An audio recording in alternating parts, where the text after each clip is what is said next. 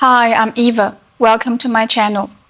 Three young women burned alive, trapped inside a car that was supposed to be a smart, brand new electric vehicle in China. This is a national tragedy, and to me, a brutal reminder of everything that's wrong with how some EVs are being built and sold in China today.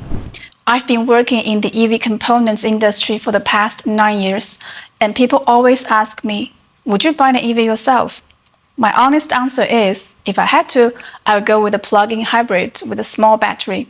If I had to pick a brand, it would most likely be European, American, or Japanese. Yes, imported.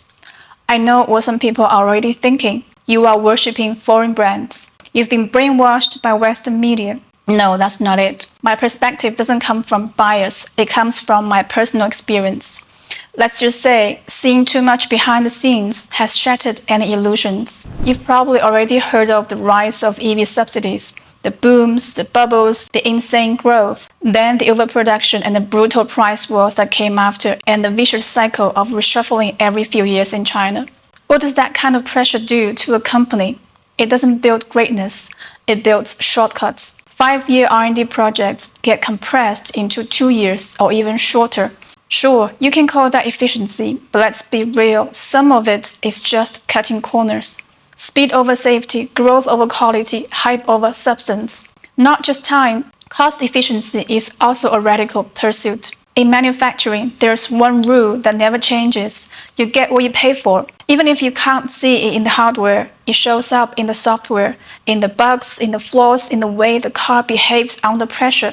But EV suppliers in China are forced to slash costs again and again just to win contracts.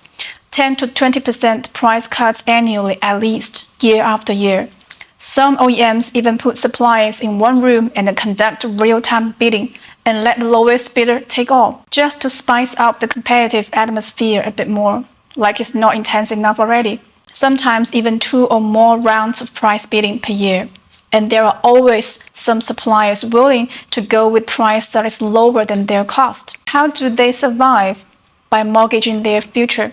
They grab the contract, get investors' money, rush into production, and try to scrape profit from somewhere down the line. If there's nothing left to scrape from, you just know quality will be sacrificed somewhere. It's risky, no doubt, but some don't care or simply can't afford to care when facing existential threats. And if things go wrong, they walk away with bankruptcy, leaving the OEM and the consumer to clean up the mess. This pattern isn't rare, it shows up in every price war. And in China's EV industry, those price wars are almost constant. Even when one ends, the peace won't last long, because new players keep entering the field, especially when the economy is in decline. People have less choice and the money floods into whatever's still growing, and EV looks like a hotbed in China. As a result, the field is always crowded. Production capacity is always too much. This is typical of a subsidy-fed, policy-driven, government-led industry. Enormous attention is drawn to the area, followed by money and resources. This creates rapid industry growth indeed, but at the cost of huge waste. When policy overrides market forces, supply and demand never really balance. Imagine when all the media sings in unison about a bright future, it's hard to get a sense of real market signals. Suppliers naturally become overly optimistic. The market is dominated by hyped-up demand. Consumers aren't truly sure what they want. They are still learning about the products, but the media convinces them. This is a trend, don't fall behind. More importantly, many are left with no real choice. For example, in some cities, you might wait years for an ICE license plate, but EVs have no wait time. This kind of demand is more volatile than real demand, easily shaken by minor policy changes or even a single bad news story, which is probably why many Chinese OEMs go to extreme lengths to block out bad news. To sum up, industry stimulus creates overhyped expectations and overproduction, which then leads to price wars. And the price wars leave no room, no profit for deep research and meaningful quality improvement. And then came the crash. A popular EV model in China, using its smart driving system, slammed into an obstacle at over 130 kilometers per hour. The system did warn the driver to take over, but by the time a human reacts at that speed, it's already too late. The car lost control, crashed, then it caught fire. The doors were jammed. 3 young college students were inside. They didn't stand a chance. And then the company made it worse. Their PR response was cold. They released a mechanical breakdown of the crash, every second accounted for, every technical point explained. And the conclusion? The system performed as expected. The driver didn't slow down, not the company's fault. No sincere empathy, no human connection, just data and blame.